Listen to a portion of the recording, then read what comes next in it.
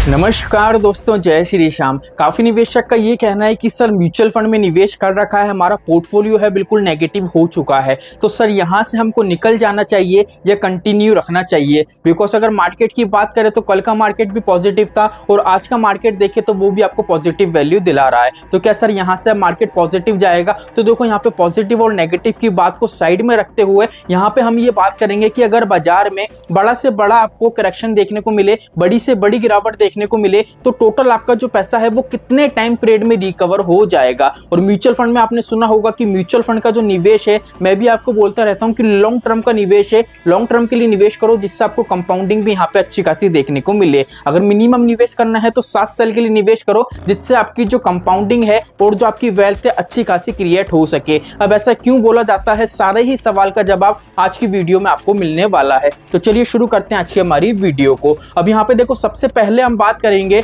भारत का जो स्कैम था स्टॉक मार्केट का, वो हर्षद मेहता स्कैम था, जो देख लीजिए 1992 में हुआ था। अगर इस स्कैम की बात करें तो यहाँ पे देख लीजिए हर्षद मेहता घोटाला 1992 में बॉम्बे स्टॉक एक्सचेंज में हुआ था। एक बड़ा शेयर बाजार घोटाला था। इस घोटाले में हर्षद मेहता ने अन्य बैंकरों और राजनेताओं के साथ मिलकर बाजार में हेरफेर किया था। तो यहाँ से आपको शॉर्ट समझ में आ गया होगा। अगर हम लॉन्ग की बात करेंगे तो वीडियोस बहुत ज़्यादा लंबा हो जाएगा, बिकॉज यहाँ पे क्या है, हमारा कंसेप्ट है कि सर मार्केट में बड़ी से बड़ी गिरावट हो तो वो कितने टाइम में रिकवर होगी, हमको सिर्फ ये चीज़ देखनी है। इसलिए बाजार में भारत का इतिहास हमने देखा है, जितने भी यहाँ पे गिरावट हुई है बड़ी से बड़ी, उन सभी को इस वीडियो में लिया गया है। अब यहाँ पे मार्केट में गिरावट की बात करें तो उस टाइम में 54% की गिरावट देखने को मिली थी। और ये गिरावट कितने टाइम के लिए चली थी? तो पूरे की पूरे 1 साल तक ये गिरावट चली थी।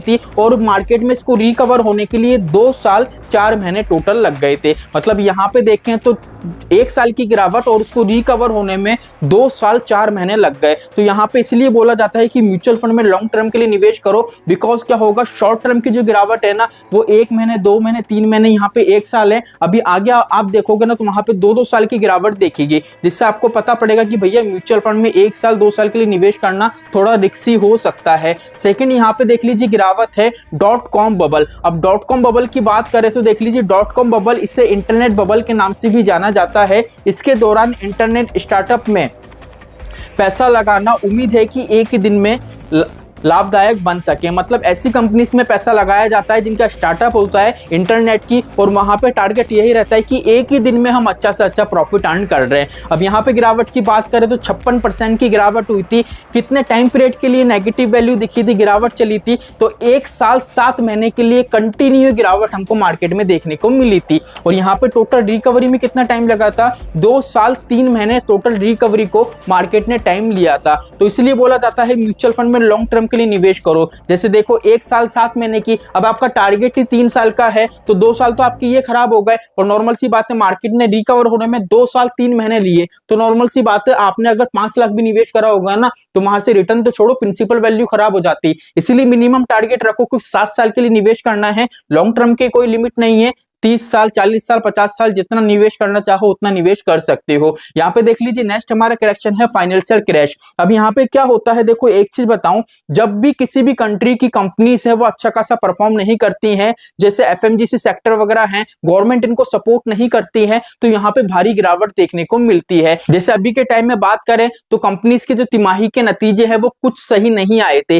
लेकिन अभी जो तीसरी तिमाही के नतीजे हैं उससे भी हम कुछ खास उम्मीद नहीं कर सकते हैं, बिकॉज जिस तरीके से मार्केट में कंडीशन चल रही है। तो यहाँ पे भी देख लीजिए इसी तरीके का करेक्शन है, जिससे महंगाई बढ़ जाती है और स्टॉक मार्केट है वहां पे भारी गिरावट हमको देखने को मिलती है। मार्केट करेक्शन की बात करें तो 61% की गिरावट देखने को मिली। और जो टोटल गिरावट चली 1 साल 2 महीने तक चली थी, और इसको रिकवर होने में जो टाइम लगा था वो 1 साल 8 महीने का टोटल टाइम लगा था। ठीक है, और जो ये गिरावट आई थी 2008 के अंदर आई थी। अब यहाँ पे देखो एक ऐसी गिरावट के बारे में हम आपको बताएंगे, कोविड-19। ठीक है, ये कोरोना बीमारी है जो चाइना से आई थी, ये मार्केट की एक ऐसी गिरावट है, स्पेशली भारतीय बाजार की ये वाली गिरावट को फेस कर रहा है। तो आपको ये लग रहा है कि सर जो मार्केट में करेक्शन आता है वो शॉर्ट टर्म का आता है और शॉर्ट टर्म में ही वो रिकवर हो जाता है, लेकिन ऐसा नहीं होता है। इसलिए मैंने प्रीवियस का आपको डेटा बताया, मार्केट को कभी कभी रिकवर होने में 2 साल या 2 साल से ज्यादा का टाइम भी लग जाता है। इसलिए म्यूचुअल फंड में निवेश कर दो तो लॉन्ग टर्म के लिए निवेश करो। अब कोविड-19 की बात करें तो देख लीजिए 2020 में ये गिरावट देखने को मिली थी।